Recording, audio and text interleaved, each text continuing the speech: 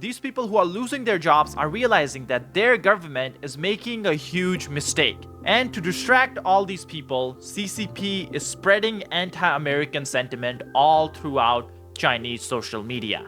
Every year, China spends 225 billion yuan to hire 4 million internet commentators who are pushing Chinese government's propaganda. There are thousands of them on Twitter, there are likely hundreds of thousands of them on YouTube, and millions and millions of Chinese propagandists on TikTok. In fact, Chinese bot farms on YouTube have been exposed for downvoting any video that criticizes the CCP on this platform. I'm sure they're working overtime right now. This is why, if you guys can do us a quick favor and hit that like and subscribe button down below to counteract the downvoting that the CCP bots do, it can help us out tremendously in the YouTube algorithms.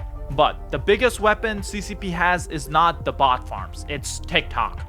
Right now, CCP propagandists, CCP operatives are going mega viral on TikTok. And I'm sure I don't need to remind everyone that TikTok is owned by the CCP, and CCP right now is using it to brainwash our youth, brainwash American citizens.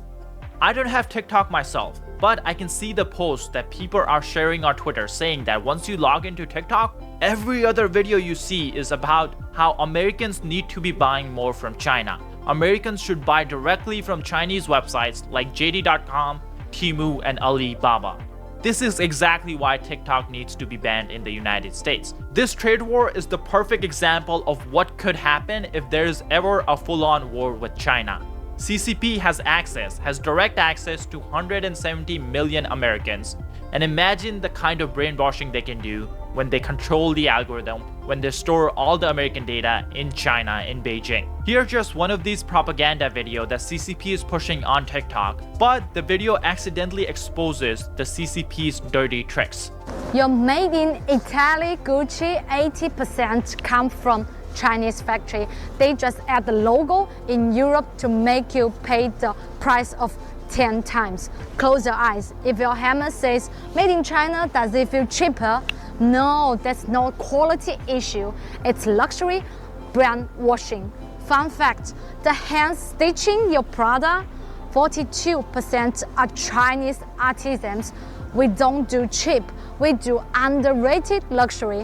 Why pay 2,000 euro for Parisian air? Same leather, same craft, just without the European fairy tale facts. Be a luxury rebel, you can shop on Chinese platforms such as Taobao, 1688, Tianmao, Jingdong. You can even go directly to Guangzhou, Yiwu, Quanzhou, Wenzhou to buy. Don't know how to buy, how to pay, or arrange delivery? Just PM me. GoNest to provide free shopping guidance and shipping services for you.